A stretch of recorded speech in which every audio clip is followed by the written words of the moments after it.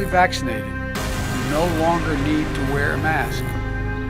Let me repeat, if you are fully vaccinated, you no longer need to wear a mask. Mr. President, you said if you are fully vaccinated, you no longer need to wear a mask. And it seems... I have said if you're fully vaccinated in an area where we do not have, so let me clarify. In May, you made it sound like the vaccine was the ticket to losing the mask forever. And that is true at the time.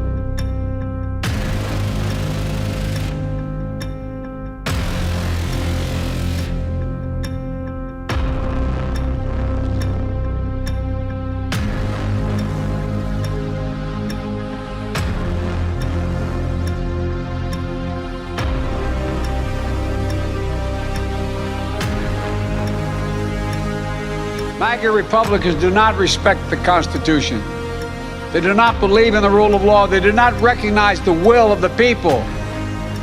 They refuse to accept the results of a free election. And they're working right now, as I speak, in state after state, to give power to decide elections in America to partisans and cronies, empowering election deniers to undermine democracy itself. Hillary Clinton apparently still not over her 2016 defeat to President Trump. She's now claiming the election was stolen from her. Watch this. I think it's also critical to understand that, as I've been telling candidates who have come to see me, you can run the best campaign, you can even become the nominee, and you can have the election stolen from you. In the 4 years since the Paris Agreement, it's been 4 years. It has become clear that our political leaders have failed to live up to the promises that we celebrated that day. As our reliance on fossil fuels continues to hold our future hostage, our planet continues to warm.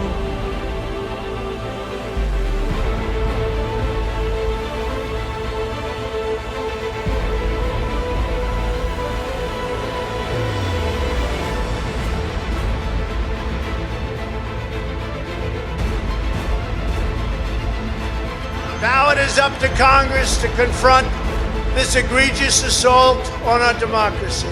And after this, we're going to walk down, and I'll be there with you. We're going to walk down. We're going to walk down anyone you want, but I think right here we're going to walk down to the Capitol, and we're going to cheer on our brave senators and congressmen and women. And we're probably not going to be cheering so much for some of them,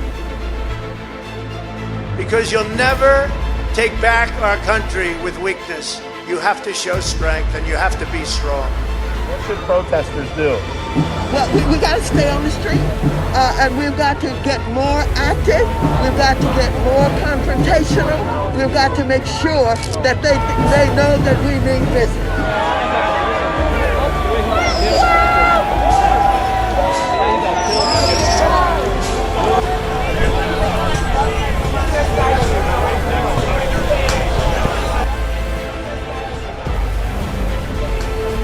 And with this kind of inspiration, I will go and take Trump out tonight.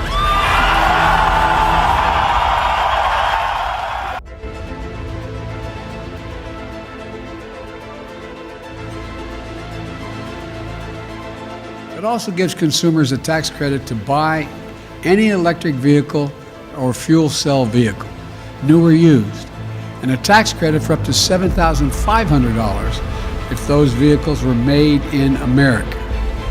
And a tax credit for up to $7,500. The future of the auto industry is electric. There's no turning back. In a historic vote last month, California state regulators agreed to ban the sale of any new powered gasoline cars by 2035.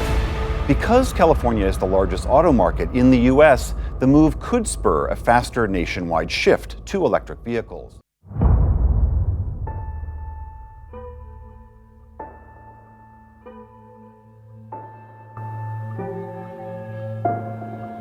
Experts, even some experts who have criticized my administration in the past, agree that this bill will reduce inflationary pressures on the economy. This bill will, in fact, reduce inflationary pressure on the economy. It's a bill that will cut your cost of living and reduce inflation and it lowers the deficit.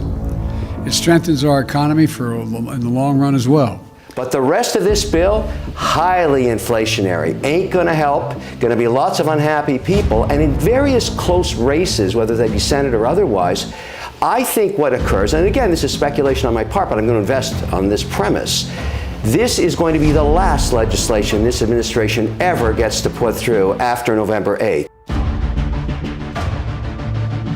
This morning, a clear picture beginning to emerge of the documents seized from Donald Trump's Mar-a-Lago estate. A judge unsealing the inventory list in which the FBI says it recovered 48 empty folders marked classified, along with dozens more labeled Return to Staff Secretary, Military Aid. It's unclear where the contents are now. I took the unprecedented step of asking that the State Department make all my work-related emails public for everyone to see. But before the State Department could do so, it needed to review each of them individually for sensitive information.